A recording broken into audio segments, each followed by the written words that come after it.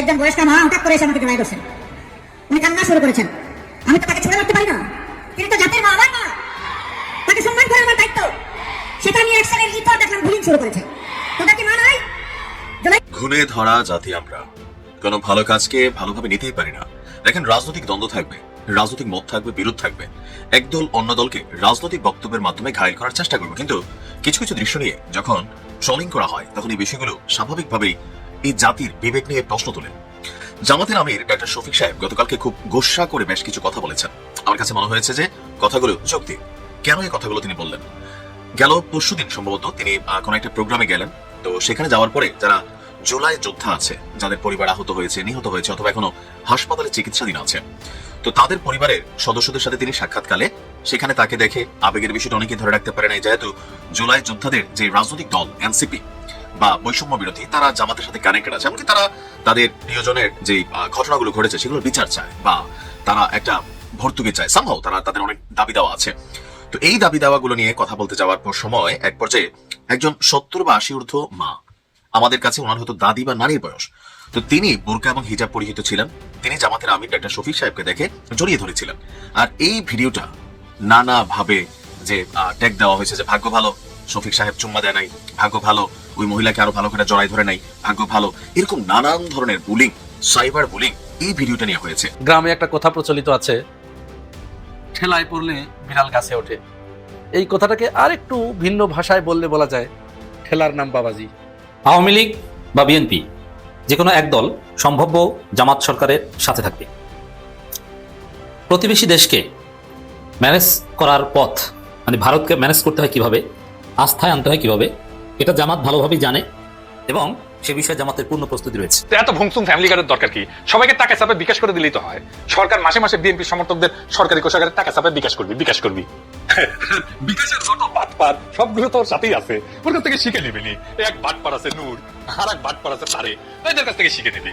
তাইলে তারেক রহমান বাংলার Martin Luther থেকে বাংলার রবার্ট মুগাবে হিসেবে আত্মপ্রকাশ করবি।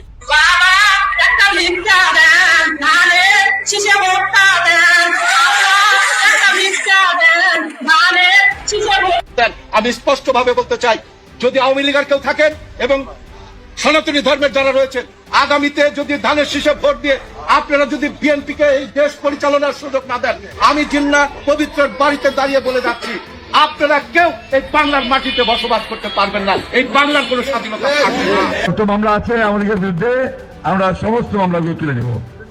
ঠিক আছে, তুলে নেওয়া আছে কিছু। হ্যাঁ, আমরা ওই প্রতিহিংসা প্রতিশোধের রাজনীতি করবো না। আমরা একটা ভালোবাসা, সৌহার্দ্য, সমৃদ্ধ নিয়ে আমরা চলতে চাই। আমি বলতে চাচ্ছি, আমার বিএনপির নেতৃবৃন্দ এই জামাতের মেয়েদের ঝালা খুলে দেবে বলে দিলাম। যদি আবার আপনারা গ্রামে লাগান, প্রকাশ্যে দিবালুকে মায়ের পেটে লাথি মারা যেই দলের কর্মী কাজটি করে, আবার আরেকজনে বক্তব্যে বলছে জামাতের মহিলারা ভোট চেতে আসলে তাদের পরনের পেটিকোট ছায়া খুলে রেখে দেওয়ার জন্য সেই দলের প্রধান বলছে I have a plan. Plan কি আপনার? এটা এই কাজটা যদি ঠিক আপনার ওয়াইফের সাথে কেউ করত, তাহলে আপনার কাছে কেমন লাগতো? আমার মনে হয় যে এই মুহূর্তে গণভোট নামে একটা ফাইজলামি করা, জাতির সাথে একটা তামাশা করা। জাতি যাচ্ছে এখন জাতীয় নির্বাচন, জাতীয় যাচ্ছে ব্যালটের মধ্যে দিয়ে ভোট। সেই ভোটের বাইরে গিয়ে গণভোট বলেন বা এক্স ওয়াই জেড, যে পায়তারাই করুক না কেন, এই পায়তারাকে বাংলাদেশের জনগণ রুখে দেবে ইনশাআল্লাহ। ধন্যবাদ। বিএনপির স্বার্থে শুধু হিন্দু না, যদি ফেরাউন আসে তাকেও আমরা সাপোর্ট দেবো। দেবো কিনা বলেন? আমরা হবই, আপনারা কেউ ভোট না করলাম। পরাজিত সৈনিক বলতে আমি বলছি বিএনপি। শহীদ জিয়ার বিএনপি এখন আর নাই, বেগম জিয়ার বিএনপি এখন আর নাই, এখন ভাড়াটিয়াদের বিএনপি, মাস্তানদের বিএনপি, ঋণ খেলাপিদের বিএনপি, সন্ত্রাসীদের বিএনপি, চাঁদাবাজদের বিএনপি। দেশের লোকেরা আপনাদেরকে প্রত্যাখ্যান করেছে, যার জন্য আপনাদের মুখে হাসি নাই। এখন থেকে হাসি বন্ধ, কয়েকদিন পরে কাশি বন্ধ হয়ে যাবে। এটার জন্য আমরা দায়ী না, আপনারা নিজেই দায়ী। আল্লাহ, দাঁড়িপাল্লার বিরুদ্ধে অনেক পার্টি এবং অনেক মানুষ বিভিন্ন ধরনের খারাপ মন্তব্য করতেছে। আল্লাহ, তুমি ওই দাঁড়িপাল্লাকে ক্ষমতায় এনে এমন ভাবে দেশটা শাসন করার সুযোগ করে দিবে, হযরত ওমরের আমলে যেমন এই পৃথিবী শাসন হয়েছে, সেরকম একটা সুযোগ করে তুমি এই দাঁড়িপাল্লাকে তৌফিক দান করে দাও।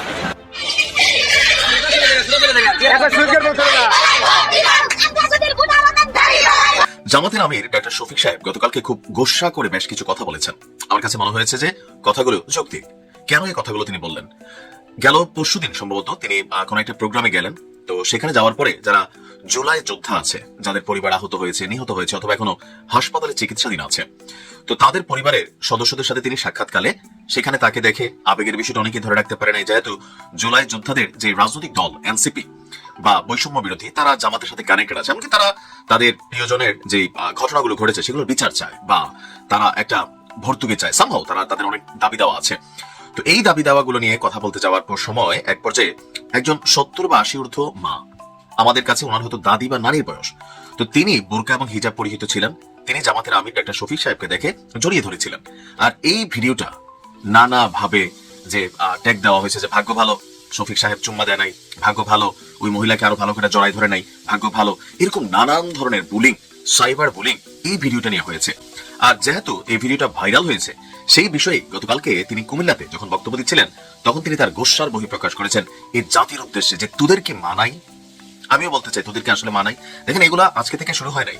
আমরা অনেকে শেখ হাসিনাকে অপছন্দ করি, অনেকে বেগম খালেদা জিয়াকে অপছন্দ করি, অনেকে জামাতের আমিরকে অপছন্দ করি, মানে অপছন্দের তালিকা থাকতেই পারে, কিন্তু একে ওর বউ বানাইয়া এর সাথে হের বাসর সাজাইয়া এরে নিয়ে হের সাথে ফষ্টি নষ্টি করার এই যে প্রবণতাগুলো, এগুলো আসলে কতটুকু যৌক্তিক? তবে এই খেলার একাংশ কিন্তু জামাতের হাত ধরেই শুরু হয়েছিল। তো তখন হয়তো কি এগুলো শেখ হাসিনাকে নিয়ে করা হইতো, তো জাতি ব্যাপক বিনোদন পাইতো, বিএনপির তারাও মজা পাইতো।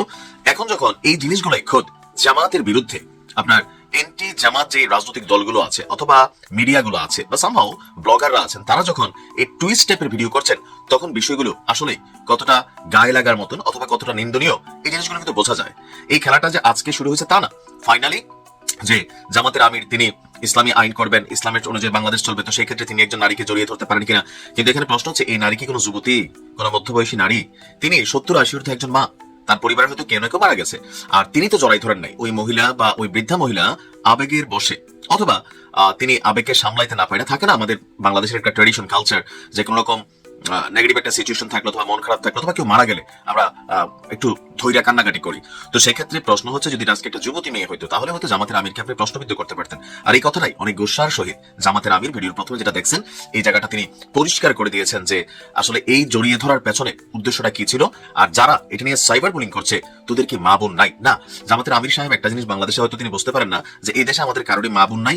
অন্যের ইস্যুতে আমরা সবসময় এগুলা করি, আর এগুলা আজকের চলমান প্রক্রিয়া না, এগুলা খোদ আওয়ামী লীগের আমল থেকে শুরু হয়েছে। মাঝখানে জনাব তারেক রহমানকে নিয়ে, এমনকি জাইমা রহমানকে নিয়েও অনেকে আবিদের সাথে এই সেই ছবি বানাইয়া আমি দেখছি, এগুলো খুবই নোংরামি।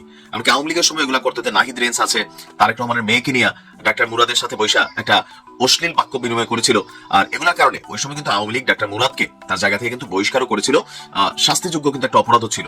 আমরা চাই না বিপরীত রাজনৈতিক দলমত থাকবে, কিন্তু কাউকে চরিত্র হনন করা, কাউকে এই টাইপের নোংরা জঘন্য অশ্লীল কোনো অপবাদে দায়ী করা, এটা আসলে বিবেক বহির্ভূত কাজ।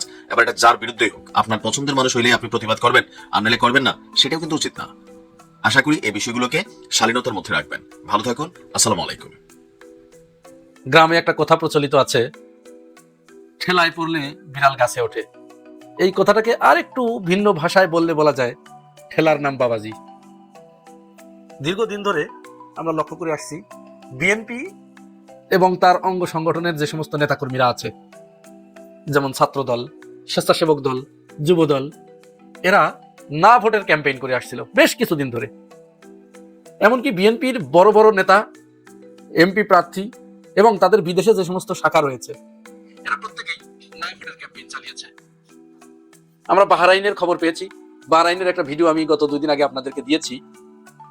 সেইখানে দেখেছি বাহরাইন প্রবাসী যে সমস্ত বাংলাদেশিরা আছে, এর ভিতরে যারা বিএনপি পন্থী আছে, যারা বাংলাদেশ থেকে নতুন গিয়েছে বাহরাইনে, তাদেরকে জোর করে ভুলভাল বুঝিয়ে ধানের শীষে ভোট নিয়েছে এবং না ভোটে ভোট নিয়েছে। বাংলাদেশে ইশরাকের মুখে আমরা শুনেছি, আমির খসরু মাহমুদের মুখে আমরা শুনেছি, সালাউদ্দিন আহমেদের মুখে আমরা শুনেছি, এরা সেম ধরনের কথা বলেছে যে না ভোট, কিসের গণভোট, গণভোট কিছু নাই, হ্যাঁ বলে কোনো ভোট নাই। এবং রাতের অন্ধকারে বাড়িতে বাড়িতে গিয়ে বিএনপির কর্মীরা প্রত্যেকের কাছে একই কথা বলেছে, না ভোট এবং ধানের শীষে ভোট। অবশেষে আজকে তারেক রহমান একটা মঞ্চে দাঁড়িয়ে তিনি বক্তব্য দিলেন যে আপনারা দয়া করে হা ভোটে ভোট দিবেন এবং ধানের শীষে ভোট দিবেন। এই বিষয়টা তিনি যে একেবারে হঠাৎ করে তার মুখ দিয়ে বের হয়ে গেছে, কাকতালীয়ভাবে তিনি বলেছেন, বিষয়টি এইভাবে ভাবার কোনো সুযোগ নেই। কারণ তারেক রহমান তার নেতাকর্মীদের দিয়ে প্রথমে না ভোটের ক্যাম্পেইন চালিয়ে তিনি মাঠ জরিপ করেছেন। তিনি বোঝার চেষ্টা করেছেন। যখন তিনি দেখেছেন যে এর ফল হিতে বিপরীত হচ্ছে, বাংলাদেশের মানুষ এই মুহূর্তে হ্যাঁ ভোট ছাড়া অন্য কোনো কিছু বোঝে না। কারণ হ্যাঁ তাদের অস্তিত্বের সাথে জড়িত। হ্যাঁ ভোট মানে বাংলাদেশের অস্তিত্ব, হ্যাঁ ভোট মানে সাধারণ ভোটারদের অস্তিত্ব, হ্যাঁ ভোট মানে এদেশের মানুষের, খেটে খাওয়া মানুষের মুক্তির অস্তিত্ব। হ্যাঁ ভোট মানে বাংলাদেশ কি ভারতের অঙ্গরাজ্য হবে? শেখ হাসিনা আবার বাংলাদেশে ফিরে আসবে? বাংলাদেশে কি আবার দ্বিতীয় শেখ হাসিনা তৈরি হবে, নাকি বাংলাদেশ সম্পূর্ণ নতুন আরেকটি বাংলাদেশ রূপে আত্মপ্রকাশ করবে? এটি বাংলাদেশের মানুষ বুঝতে পেরেছে। সুতরাং তারা মুখিয়ে আছে হ্যাঁ ভোটে ভোট দেওয়ার জন্য। এখানে কিন্তু বিএনপির নেতাকর্মীরাও হয়তো তারা ধানের শীষে ভোট দেবে, কিন্তু তারা হাতে ভোট দেবে। কিন্তু তারা বিভ্রান্ত হয়ে গিয়েছিল কিছু সময়ের জন্য, যখন তারা তাদের নেতাদের মুখে শুনেছে যে তোমরা না ভোট দাও। তখনই কিন্তু এই মানুষগুলো তাদের সিদ্ধান্ত পরিবর্তন করেছিল যে আমার নেতা, তাহলে কাকে আমরা নেতা বানাতে যাচ্ছি? তাহলে তিনি সংস্কার চান না? কারণ এই মুহূর্তে শুধুমাত্র আওয়ামী লীগ ছাড়া আর বিএনপির ওই যারা ক্ষমতায় যাবে, সংসদে যাবে, মন্ত্রী এমপি হবে, এরা ছাড়া প্রতিটা মানুষ সংস্কার চায়। যারা এমপি হবে, যারা মন্ত্রী হবে, তারা সংস্কার চায় না এই কারণে এই সংস্কারের ভিতরে কিছু জিনিস আছে যেগুলো থাকলে তাদের চাঁদাবাজি বন্ধ হয়ে যাবে, তাদের টেন্ডারবাজি বন্ধ হয়ে যাবে, তাদের চুরিচামারি বন্ধ হয়ে যাবে, তাদের দুর্নীতি বন্ধ হয়ে যাবে, তাদের ঘুষ বাণিজ্য বন্ধ হয়ে যাবে, তাদের নিয়োগ বাণিজ্য বন্ধ হয়ে যাবে, ক্ষমতাটা জনগণের কাছাকাছি চলে যাবে, জনগণ এবং ক্ষমতা প্রায় প্যারালাল চলে আসবে, সমান্তরালে অবস্থান করবে। জনগণ ইচ্ছা করলে দুর্নীতিবাজ কোন নেতাকে ঘাড় ধরে সেখান থেকে নামিয়ে দিয়ে তার স্থলে অন্য আরেকজন নেতাকে বসিয়ে দিতে পারবে। এটি হচ্ছে হ্যাঁ ভোট। সুতরাং তাদের বাড়া ভাতে কেউ ছাই ঢালুক, এটি কেউ চায়? এই জন্য বিএনপির নেতারা এমপি মন্ত্রী যারা হবে আশায় আছে, যারা কোটি কোটি টাকা খরচ করেছে এমপি মন্ত্রী হবার জন্য, তারা এটি চায় নাই। যার কারণে তারেক রহমানের কাছে এই মেসেজ চলে গেছে যে না, না ভোটের ক্যাম্পেইন চালাতে গিয়ে তাদের ভোট কমেছে। ফলে এক প্রকার বাধ্য হয়ে তারেক রহমান আজকে ঘোষণা দিলেন যে আপনারা দয়া করে হ্যাঁ ভোটে ভোট দিবেন। এটিও যে তারেক রহমানের মনের ভিতরের কথা সেটি কিন্তু আমরা একেবারে পরিষ্কার করে বলতে পারছি না। কারণ যেহেতু তিনি তার নেতাকর্মীদের দিয়ে আগে না ভোটের ক্যাম্পেইন চালিয়েছেন, তার নেতাকর্মীরা যে বিভিন্ন জায়গায় গিয়ে না ভোটের ক্যাম্পেইন করেছে এটি তো তার অজানার কথা নয়। আর নেতারা তো কেন্দ্রের গ্রিন সিগন্যাল না পেয়ে নিজের ইচ্ছায় গিয়ে না ভোটের ক্যাম্পেইন করে নাই, মানুষকে না ভোটে ভোট দিতে বলে নাই। এটি পাগলেও বিশ্বাস করবে না, কখনো এটা হওয়া সম্ভব নয়। অবশ্যই কেন্দ্র থেকে এই আলাপ আলোচনা হয়েছে, তারই প্রতিফলন তো তৃণমূলে গিয়ে পৌঁছেছে। তাহলে বিএনপি তাদের পরিবারে এই আলোচনা হয়েছে যে না ভোট ক্যাম্পেইন করতে হবে, তার তৃণমূলে ওই মেসেজ পৌঁছে গেছে, যার কারণে তারা না ভোটে ক্যাম্পেইন করেছে। তারা যখন রেজাল্ট ভালো পায় নাই তখন হ্যাঁ ভোটের পক্ষে কথা বলার নির্দেশনা দিচ্ছেন দলীয় নেতাকর্মীদেরকে। যাই হোক, সব মিলে এটি ভালো, যদি তিনি সত্যি সত্যি বলে থাকেন এটি ভালো। এখন আমরা আপনাদেরকে একটি ভিডিও দেখাবো। বিএনপি যেহেতু না ভোটের পক্ষে ফিরে এসেছে, এখন তাদেরকে আরেকটি জিনিস নিশ্চিত করতে হবে। আমরা দেখছি বিএনপি নারী ভোটারদের প্রতি প্রচন্ডভাবে ভীত সন্ত্রস্ত হয়ে গেছে। কারণ তাদের হাতে এই জরিপ আছে, বাংলাদেশের যে ভোটার রয়েছে এই ভোটারদের প্রায় অর্ধেক সংখ্যক নারী। সুতরাং এই নারীদের ভোট বিএনপির বাক্সে যাচ্ছে না, এটি বিএনপি নিশ্চিত হয়ে গেছে। প্রায় সামান্য খুব মুষ্টিমেয় কিছু সংখ্যক যাচ্ছে, বাকিটা চলে যাচ্ছে জামাত ইসলামের বাক্সে। তো এই মেসেজ যখন বিএনপির কাছে গেছে, তখন বিএনপির হাইকমান্ড থেকেই তার দলীয় নেতা কর্মীদেরকে নির্দেশনা দেওয়া হয়েছে যে তোমরা জায়গায় জায়গায় বিভিন্ন জায়গায় যত পারো নারীদেরকে যেভাবে হোক, জামাতের এই নারীদেরকে ভয়ভীতি দেখিয়ে তাদেরকে ভোট থেকে বিরত থাকতে হবে। তাদের যে কোনো ভাবে হোক ভোট ক্যাম্পেইন থেকে তাদের বিরত রাখতেই হবে। যার কারণে তারা ওই মিশন নিয়ে নেমেছে বিভিন্ন জায়গায়। আপনারা দেখেছেন যে জামাতের যে সমস্ত নারী সদস্য রয়েছে, তারা ভোট চাইতে গেলে তাদেরকে ভোট চাইতে দেওয়া হচ্ছে না, তাদেরকে বাধা দেওয়া হচ্ছে, হেনস্থা করা হচ্ছে, ধাক্কাধাক্কি করা হচ্ছে, গালিগালাজ করা হচ্ছে, কখনো তলপেটের উপরে লাথি মারা হচ্ছে, কখনো তাদেরকে লাথি মেরে ফেলে দেওয়া হচ্ছে, বৃদ্ধা মাকে ফেলে দিচ্ছে। হেন কোনো ঘৃণ্য কাজ নাই যা করছে না। সর্বশেষ আজকে আমি যে আপনাদের ভিডিওটা দেখাবো, এটি নোয়াখালীর সোনাইমুড়ির একটা ঘটনা। পৌরসভার নোয়াখালীর সোনাইমুড়ি পৌরসভার একজন মা, তিনি ভোট চেয়ে ফিরে আসছিলেন, তার কাজ শেষ, দাওয়াতি কাজ শেষ, তিনি বাসায় ফিরছিলেন। ঠিক সেই মুহূর্তে ৮ নম্বর ওয়ার্ডের সোনাইমুড়ি পৌরসভার ৮ নম্বর ওয়ার্ডের বিএনপির সেক্রেটারি সন্ত্রাসী মোশারফ, এই সন্ত্রাসী মাটার সাথে কি আচরণটা করেছে একটু দেখুন।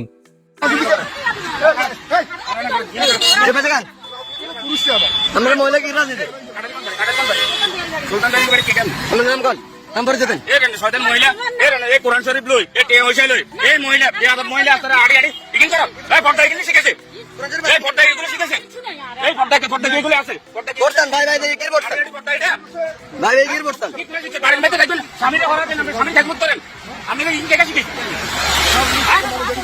আর একদিন দেন তো অবস্থা খারাপ হয়ে রে মহিলা এত খারাপ আমার কোন শরীফ আছে দাদাগির ভিতরে কি কি আছে টাকা দেন দাদাগির ভিতরে কি কি আছে শুনেন আমার কে কিছু করতে নুন অপপ্রচার করেন এটা ইসলাম কাম করেন এগুলো ইসলাম কাম করেন একটা দিন বাইরে বাইরে খবর আপনারা মানুষকে বিয়ে করতে কি জানাতে ঠিক আছে বিএনপি এদের ব্যাপারে কি ব্যবস্থা নেবে এটি এখনো তারা পরিষ্কার করছে না এবং তারা স্বীকারও করছে না। এমনকি আমাদের যে মিডিয়াগুলো হুমড়ি খেয়ে পড়েছে জামাত কেন নারী প্রার্থী দিল না, জামাত কেন নারীদেরকে সহ্য করতে পারে না, জামাত কেন নারীদের সহ্য করতে পারে না, তার প্রমাণ তো তোমরা দেখছো। বিশেষ করে কাজী জসিম বসে আছে, নিকোল, এদের চোখের ভিতরে এগুলো যাচ্ছে না যে কি আচরণ করা হচ্ছে নারীদের প্রতি? নারীদের কোনো নিরাপত্তা আছে? ভোট চাওয়া প্রতিটা মানুষের অধিকার, সেই অধিকার বিএনপি কেড়ে নিচ্ছে। নারীদেরকে ভোটের মতো একটা গণতান্ত্রিক পদ্ধতিকে সেখান থেকে নারীদেরকে বিরত রাখার জোর প্রচেষ্টা চালানো হচ্ছে। তারা এই জায়গায় নারীদের কোনো মতো অবস্থায় সম্পৃক্ততা হতে দিচ্ছে না। এমনকি ওই সন্ত্রাসী যে মোশাররফ সন্ত্রাসী, সে কি বলছে যে মেয়েরা তোরা মহিলা তোরা স্বামীদের সেবা করবি। বিএনপির টেন্ডেন্সি চিন্তা করেছেন? তার মানে এরা উপর বলে যে আমরা নারীবাদী। তার মানে এখানে প্রমাণ তো পাচ্ছি আমরা তারা নারীদেরকে ঘরের ভিতরে আবদ্ধ করে রাখতে চায়। তারা নারীদেরকে স্বামীর দাসী হিসেবে, পুরুষের দাসী হিসেবে দেখতে চায়। তারা হলে তো এই কথা বলার কথা নয় যে তুমি ভোট চাইবা কেন, তুমি বাড়িতে গিয়ে তোমার স্বামীর সেবা করো, তোর কিসের দাওয়াতি কাজ, তোর কিসের কোরআন হাদিস পড়া। বিএনপি তাদের এই নেতা কর্মীদের বিরুদ্ধে কোনো ব্যবস্থা নেয়নি। প্রত্যেকটা জায়গায় অন্তত 30 থেকে 35টা স্পটে দেশের এরকম ঘটনা ঘটেছে এবং আপনারা যদি প্রমাণ চান, প্রত্যেকটির প্রমাণ আমার কাছে আছে, সবগুলোর প্রমাণ দিতে পারবো, ভিডিও ফুটেজ সহ। তাহলে কেন তাদের বিরুদ্ধে ব্যবস্থা নেওয়া হচ্ছে না? হয়তো তারেক রহমানের ঘুম যখন ভাঙবে এই বিষয়ে, হয়তো তিনি এই না ভোটের মতো তখন আবার বলে দিবেন যে তোমরা নারীদেরকে হেনস্থা করো না। কিন্তু ততদিনে জল অনেক দূর গড়িয়ে যাবে যখন আর কিছুই করার থাকবে না। আওয়ামী লীগ বা বিএনপি যে কোনো এক দল সম্ভাব্য জামাত সরকারের সাথে থাকবে। প্রতিবেশী দেশকে ম্যানেজ করার পথ, মানে ভারতকে ম্যানেজ করতে হয় কিভাবে, আস্থায় আনতে হয় কিভাবে, এটা জামাত ভালোভাবেই জানে এবং সে বিষয়ে জামাতের পূর্ণ প্রস্তুতি রয়েছে। দর্শক, আমি আলোচনাটা করছি সাবেক বিতর্কিত উপদেষ্টা, শিবিরের সাবেক সাথী, আমার ছোট ভাই মাহফুজ আলমের একটা সাক্ষাৎকার ভারতীয় গণমাধ্যমে প্রকাশিত, সেই সাক্ষাৎকারের বিশ্লেষণ হিসেবে, এবং আমিরে জামাত সম্ভবত ফেনী বা নোয়াখালী অঞ্চলে একটা বক্তব্য দিয়েছেন, সেই বক্তব্যের বিশ্লেষণ হিসেবে। একই সাথে এই প্রসঙ্গটা জামাত ক্ষমতায় আসলে কি ঘটবে, জামাত পারবে কি পারবে না, এ বিষয়ে জনমনে যে কিছু প্রশ্ন, সেরকম একটা প্রশ্নের সমাধান। দর্শক, প্রথমে প্রশ্ন দিয়ে শুরু করি। অনেকে বলে থাকেন যে ঠিক আছে, জামাতের পক্ষে এখন গণজোয়ার, এটা ঠিক আছে, এটা সবাই মানি, এটা তো আমরা চোখে দেখি। জামাত ক্ষমতা আসবে সুষ্ঠু নির্বাচন হলে, এটাই সত্যি।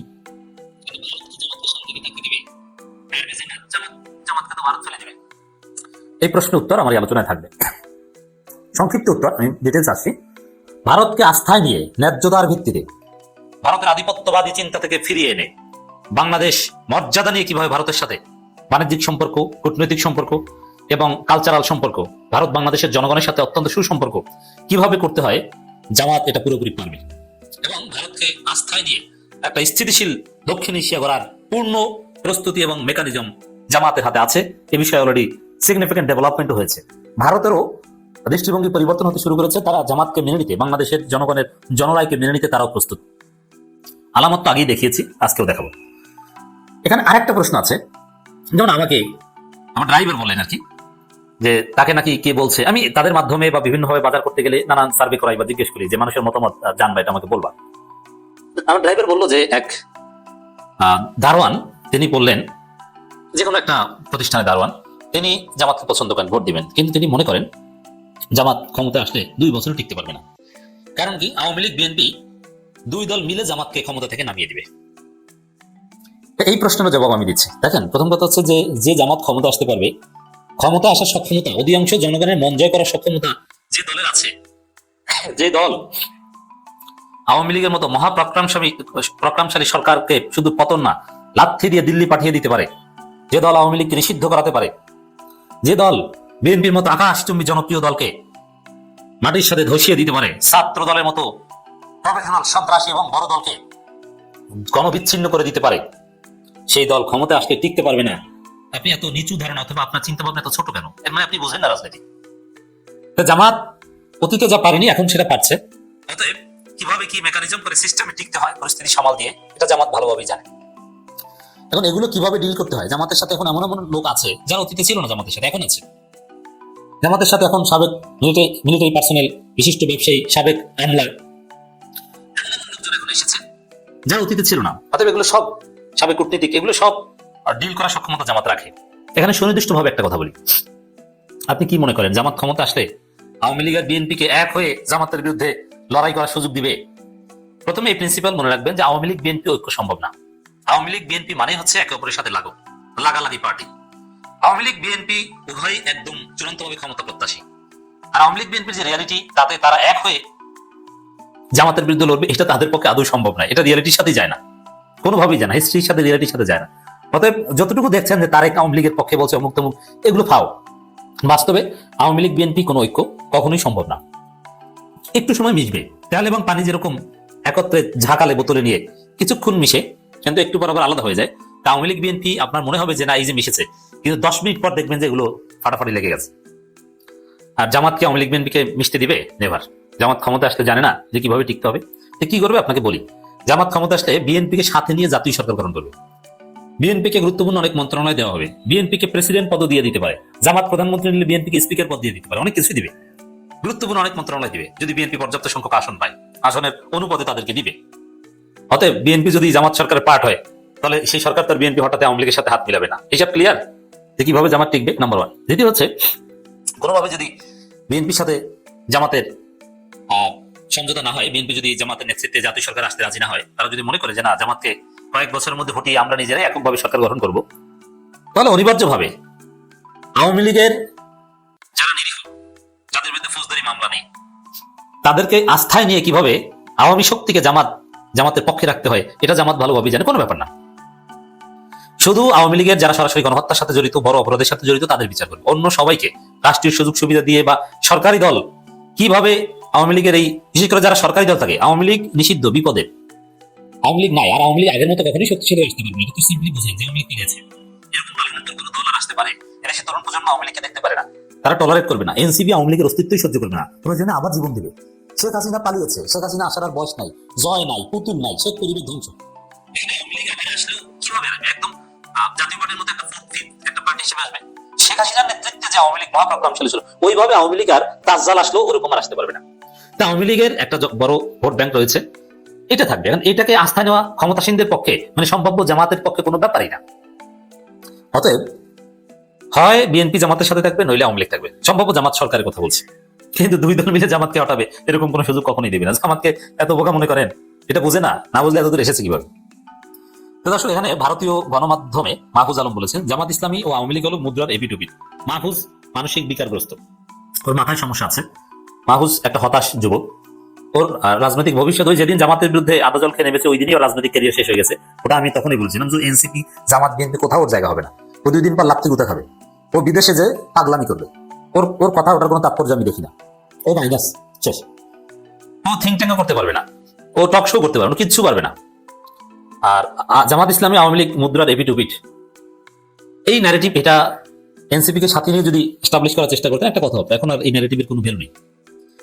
আর আমিরে জামাত একটা কথা বলছে, ভারতের সঙ্গে আলোচনা করে ফেনীতে বাঁধ নির্মাণ করা হবে।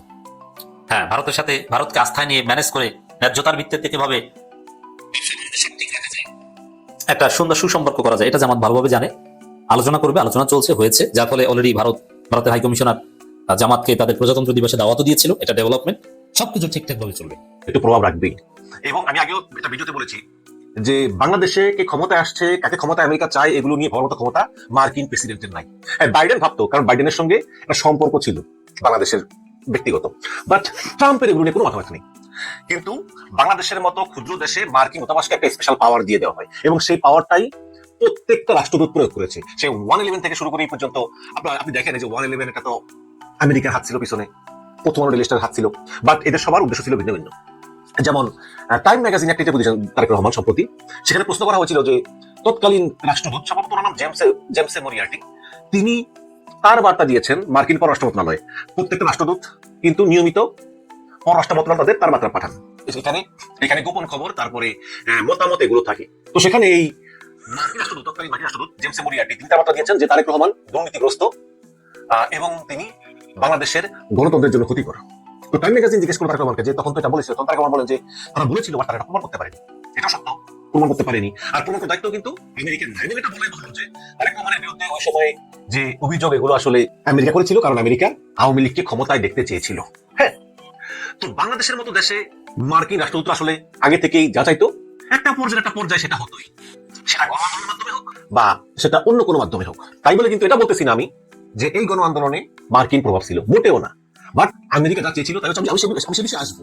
প্রথমে আসি পিটার হাস দেখেন খুব নিরিবিলি চুপচাপ কথা কম বলে কেউ তিনি অনেক চেষ্টা করেছেন শেখ হাসিনাকে সরানোর জন্য। অনেক তিনি বিএনপিকে বারবার বলেছেন আন্দোলনের নামও এছাড়া কোনো উপায় নেই, বারবার বলেছেন পপুলার আপরাইজিং, কিন্তু বিএনপি ব্যর্থ হয়েছে। জামাতকে বলেছেন বারবার আন্দোলনের নাম, জামাত ছোট দল কি করবে, চেষ্টা করেছে, তাও ব্যর্থই হয়েছে বলা যায়। তারপর পিটার হাস সরে গেলেন। সরে যাওয়ার পর বানানো হলো ট্রেসি অ্যান্ড জ্যাকবসন নামে ভদ্রমহিলাকে। তিনি তো এর সঙ্গে বৈঠক করেন, তারেক রহমানের সঙ্গে লন্ডনে বৈঠক করেন। পাশাপাশি ওই ব্রিটিশ হাইকমিশনার সারা কুক তিনিও আবার ওই লন্ডনে যান, আবার ভারতে গেলেন। এইরকম তৎপরতা আছে। তো এরপর আমরা হলো এক দীর্ঘদেহী বেন্ট ক্রিস্টেনসেন, নতুন রাষ্ট্রদূত, এবং তিনি আগের সকল রাষ্ট্রদূতের চাইতে অনেক বেশি অ্যাগ্রেসিভ। আগের যে রাষ্ট্রদূত ছিল ড্যান ডাব্লিউ মজিনা, আশরাফুল বলতেন ওই যে আওয়ামী লীগের সাধারণ সম্পাদক কাজের বেটি মর্জিনা, আবার পিটার হাসকে আপনার ওই গাড়ি আটকিয়ে ছাত্রলীগের হামলার চেষ্টা ওই তুলি বাসায়ের সামনে শাহিনবাগে, আবার ওই যে মার্শিয়া বার্নিকট কালো ভদ্রমহিলা তিনি যখন রাষ্ট্রদূত ছিলেন তাকে পর্যন্ত হামলা করেছে ছাত্রলীগের লোকেরা, নেতারা ছিল জাহাঙ্গীর কবির নানক। কিন্তু এই বেন ক্রিস্টেনসেন এরকম না।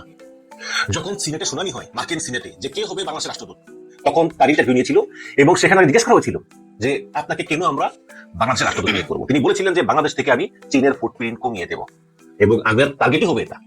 যে কথা সেই কাজ। বাংলাদেশে এসেই তিনি কথা বললেন নিরাপত্তা বলছে খলিলুর রহমানের সঙ্গে। সেখানে খলিলুর রহমানকে বললেন যে আমেরিকার সঙ্গে তোমাদের সম্পর্ক আরো ঘনিষ্ঠ করতে চাই, ব্যবসা বাণিজ্য ঘনিষ্ঠ করতে চাই, একদম ট্রাম্প স্টাইলে চীনের ফুটপ্রিন্ট এই অঞ্চল থেকে কমাতে হবে। তারপরেই দেখা করলেন ডক্টর ইউনূসের সঙ্গে। ও তার আগে কিন্তু রাষ্ট্রপতির সঙ্গে দেখা করে পরিচয়পত্র দিয়েছিলেন, রাষ্ট্রপতি চুপ্পুর সঙ্গে দেখা করে। তো তারপর এই বেন্ট ক্রিস্টেনসেন সাংবাদিকদের সামনে সরাসরি বললেন যে আমি ডক্টর ইউনূসকে অবহিত করেছি যে চীনের সঙ্গে আপনাদের সম্পর্ক বৃদ্ধি হলে আপনারা কি কি ক্ষতির মুখে পড়বেন, ঝুঁকির মুখে পড়বেন। ঝুঁকির মুখে বলতে কি বোঝেন? আমি বুঝি যে আমেরিকা অ্যাকশন নেবে। আমেরিকার কত অ্যাকশন আছে, আমেরিকান স্যাংশন, আমেরিকার তারপরে বাণিজ্য, তারপরে যুদ্ধ, কত কিছু আছে। আপনি যদি আমেরিকার বিরুদ্ধে যুদ্ধ ঘোষণা করেন, হ্যাঁ, আপনি শুধু ওই দেশটার বিরুদ্ধে কিন্তু না, আপনি দেশটার যে প্রচলিত সিস্টেম, আপনি বিশ্বের একটা পরাশক্তির বিরুদ্ধে যাচ্ছেন যারা বিশ্বের শ্রেষ্ঠ ক্ষমতা সম্পন্ন। আপনি তাদের যে মুদ্রা ব্যবস্থা ডলার, সেই ডলারের বিরুদ্ধে যাচ্ছেন। আপনি তাদের যে টেকনোলজি, আপনি ফেসবুক, গুগল, মেটা, অ্যামাজন, পেপল সবকিছুর বিরুদ্ধে যাচ্ছেন। এত সহজ না বিষয়টা।